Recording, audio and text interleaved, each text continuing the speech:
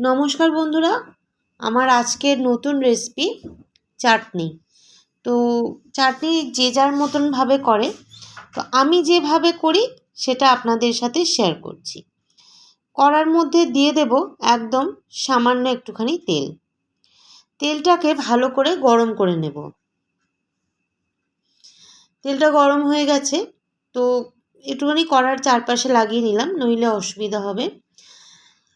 তেলটার মধ্যে এবার আমি দিয়ে দেব একটু পাঁচফোড়ন, অল্প একটুখানি দিলাম।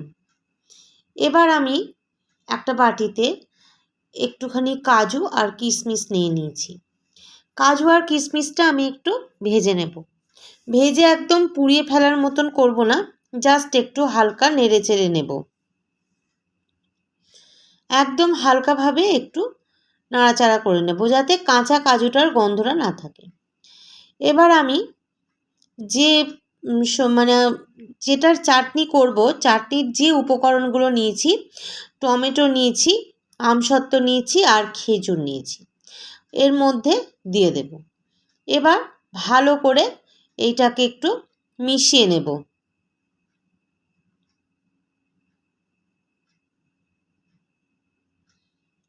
একটু ভালো করে নাড়াচাড়া করে সমস্ত একটুখানি মিশিয়ে নেব। এবার এর মধ্যে দিয়ে দেব সামান্য একটুখানি নুন। যে কোনো রান্নাতেই নুন মিষ্টির ব্যালেন্স করতে হয়, কিন্তু ঝাল তরকারিতে আমরা একটু নুনটা বেশি খাই, চাটনির ক্ষেত্রে একটু কম দেব, মানে একদমই সামান্য। তাহলে চিনিটাও দেখবেন একটা ব্যালেন্স হয়ে যাবে। এবার ভালো করে সমস্ত উপকরণ একসঙ্গে মিশিয়ে নেব।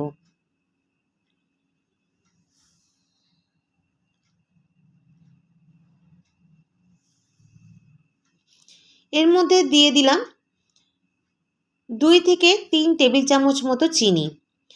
চাটনিটা একটু মিষ্টি মিষ্টি হবে, সেই জন্য আগে আমি চিনিটা দিলাম।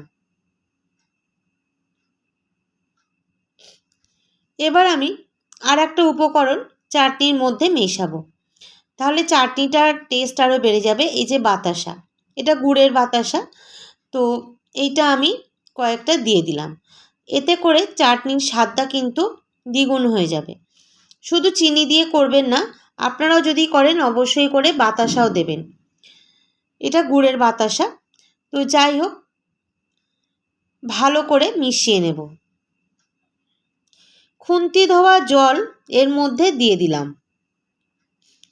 এবার এই যে চিনি আছে, চিনি আর টমেটোর রসেই কিন্তু পুরো উপকরণগুলো সেদ্ধ হবে। কিছুক্ষণ ঢাকা দিয়ে রেখে দিলাম। তো ঢাকাটা খুললাম, দেখুন পুরোটা কিন্তু সেদ্ধ হয়ে গেছে এবং চাটনি থেকে কতটা জল বেরিয়েছে। তো চাটনিটা আমি একটু জেলি জেলি মতন করছি।